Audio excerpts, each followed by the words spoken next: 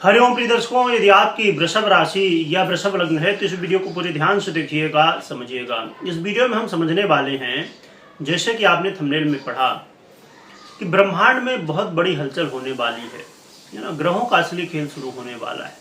ऐसा मैंने क्यों लिखा और इसके पीछे क्या कारण है, और ये हम मासिक राशिफल समझने जा रहे हैं। अगस्त महीने का मासिक राशिफल रहेगा ये।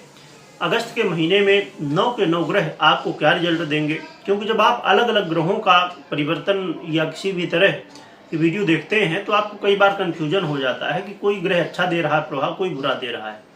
परंतु इस वीडियो में हम सभी का कैलकुलेशन एक साथ करके और समझेंगे कि क्या प्रभाव आपको मिलने वाला अगस्त के महीने में। उपाय भी जानेंगे, अच्छा भी जानेंगे, बुरा भी जानेंगे, सब कुछ समझेंगे विस्तार से। तो इस वीडियो को बहुत ध्यान से देखिएगा। आइए आगे बढ़ते हैं।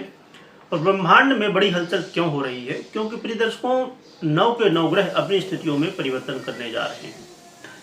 तो अब कौन सा ग्रह क्या कैसे परिवर्तन कर रहा है, आइए विस्तार से हम एक एक करके समझ लेते हैं, फिर हम फल समझेंगे।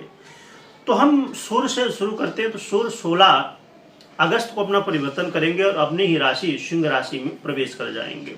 चंद्रमा की बात करें तो चंद्रमा सुबह 2 दिन में अपना परिवर्तन करते रहते हैं। और मंगल की बात करें तो मंगल का परिवर्तन 26 अगस्त को होने जा रहा है। ये बुध की राशि मिथुन राशि में गोचर करना प्रारंभ करेंगे। और बुध की स्थिति देखी जाए तो बुध 5 अगस्त को ही पहले तो वक्री हो जाएंगे, और वक्री होने के बाद फिर ये अस्त भी हो जाएंगे 11 अगस्त को, फिर मार्गी भी होंगे। देखा जाए तो 2 से 3 बार अपनी स्थितियों में परिवर्तन बुध करने वाले हैं। और देवगुरु बृहस्पति की बात करें तो देवगुरु बृहस्पति 20 अगस्त को अपना नक्षत्र परिवर्तन करने वाले हैं। और शुक्र की बात करें तो शुक्र भी 24 अगस्त को अपना राशि परिवर्तन करेंगे, कन्या राशि अपनी नीच की राशि में चले जाएंगे। और इसके बाद शनिदेव हैं। तो शनिदेव नक्षत्र परिवर्तन के रूप में ही है, परंतु चरण परिवर्तन है, क्योंकि वक्री अवस्था में है तो इसे हम चरण परिवर्तन ही लेंगे। तो इनका भी परिवर्तन। राहु केतु की बात करें तो अभी जस्ट पिछले महीने ही इनका परिवर्तन हुआ है, नक्षत्र परिवर्तन। इस बार जो है तो थोड़ा सा प्रभाव आपको उसका और भी दिखेगा, क्योंकि अक्सर क्या होता है, राहु केतु एक ऐसे ग्रह हैं कि जब ये परिवर्तन करते हैं तो कई बार प्रभाव अपना बाद में दिया करते हैं। तो इसलिए अगस्त के महीने में इनका प्रभाव, जो नक्षत्र परिवर्तन पिछले महीने हुआ उसका प्रभाव इस महीने में विशेष रूप से दिख सकता है। आपने कई वीडियो देखी होंगी राहु केतु की नक्षत्र परिवर्तन की। तो यहाँ पर स्थितियां जो है तो देखी जाए तो आपने देखा कि 9 के 9 ग्रह अपनी स्थितियों में कुछ न कुछ परिवर्तन अवश्य करने जा रहे हैं। अब हम ज़्यादा डिटेल में जाएंगे। हम राहु केतु की बात करें तो पिछले महीने हुआ प्रभाव इस महीने भी मिलेगा, परंतु नक्षत्र के जब आप अंदर जाएंगे चरण के अंदर फिर अंश आदि में, तो उसमें कहीं ना कहीं परिवर्तन होता रहता है।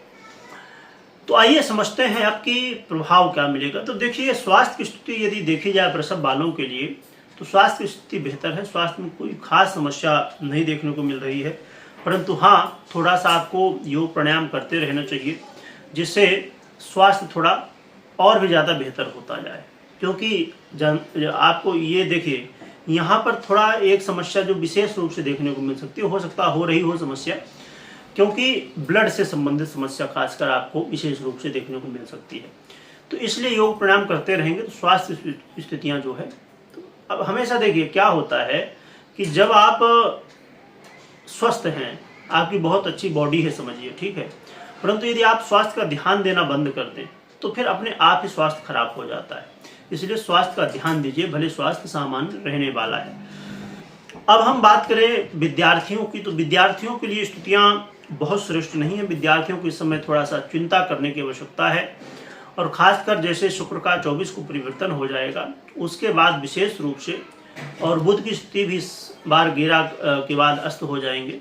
इसलिए आपको विद्यार्थियों को बहुत ज़्यादा ध्यान देने की ज़रूरत है, खासकर 5 तारीख के बाद, और उससे भी विशेष 11 तारीख के बाद आपको सावधान हो जाना चाहिए। इस समय मानसिक तनाव थोड़ा देखने को मिल सकता है। आपका मन बेवजह की बातों को लेकर यहाँ वहाँ भटकेगा, दोस्त यारों में भटकेगा, है ना। पुरुष हैं या स्त्री हैं, जो भी हैं, तो आपको विपरीत से पूरी तरह से सावधान रहना होगा। क्योंकि आपका मन इसी तरह भटकने वाला है। तो आपको अपने मन को बस में रखना होगा, भटकने से बचाना होगा, अपने पढ़ाई में ध्यान इस बार देना होगा। लव पार्टनर की भी यही स्थिति है। लव पार्टनर के लिए तो और भी ज़्यादा समस्याएं यहाँ देखने को मिलेगी। लव पार्टनर के लिए 24 के बाद बहुत ज़्यादा सावधानी की आवश्यकता है।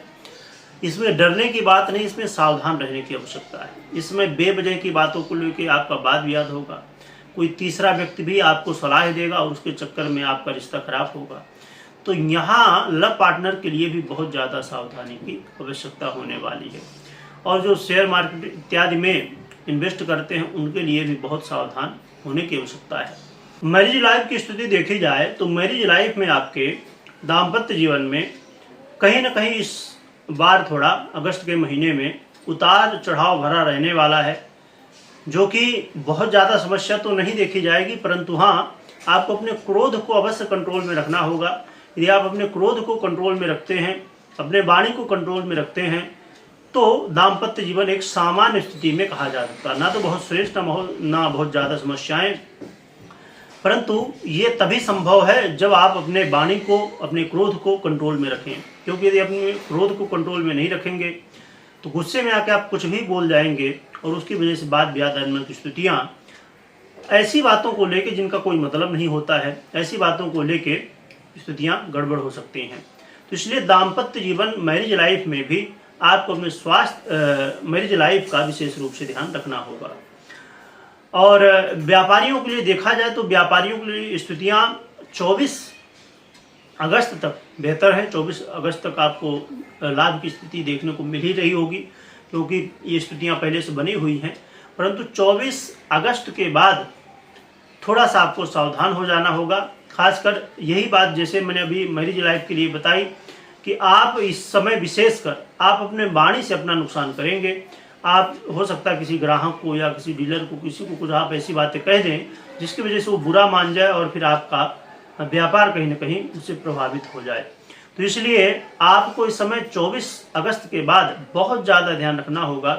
किसी भी व्यक्ति को कुछ भी कहने से पहले आपको सोच समझ के कहना होगा। इसके परिणाम क्या होंगे, आज नहीं तो कल इसका क्या प्रभाव हो सकता है, इन सब बातों का आपको ध्यान रखना होगा।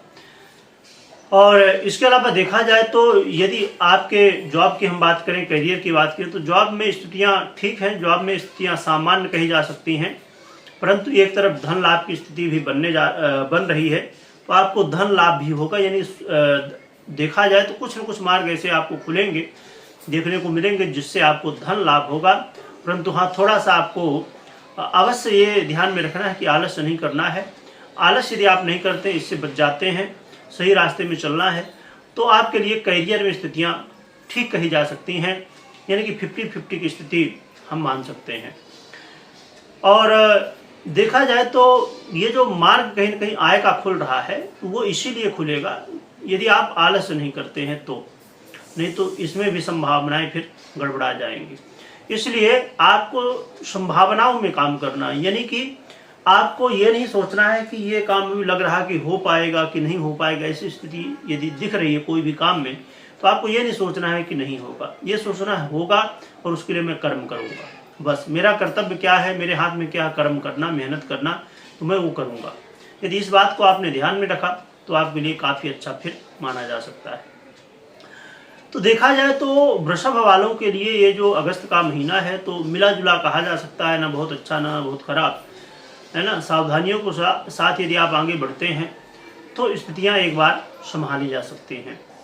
अब हम उपाय की बात करें तो उपाय में देखिए सबसे महत्वपूर्ण उपाय ये होगा कि आप भगवान नारायण की आराधना करें माता लक्ष्मी के साथ में, तो जिससे आपके जीवन में जो समस्याएं हैं, बाधाएं हैं, वो दूर होंगी और आपको लाभ भी मिल सकता है। परंतु कोई भी महत्वपूर्ण निर्णय लेने से पहले आपको अपनी जन्म कुंडली का विश्लेषण करना चाहिए, तो करवाना चाहिए, क्योंकि ये गोचर का प्रभाव आपने मुझसे सुना और गोचर का प्रभाव आधारित होता है, डिपेंड होता है आपकी जन्म कुंडली के ऊपर और आपकी जन्म कुंडली डिपेंड होती है गोचर के ऊपर। इसलिए दोनों को समझना बहुत आवश्यक है। कमेंट में जय लक्ष्मी नारायण भगवान लिखिएगा और लिखने के साथ स्मरण करिएगा। वीडियो देखने के लिए बहुत बहुत धन्यवाद।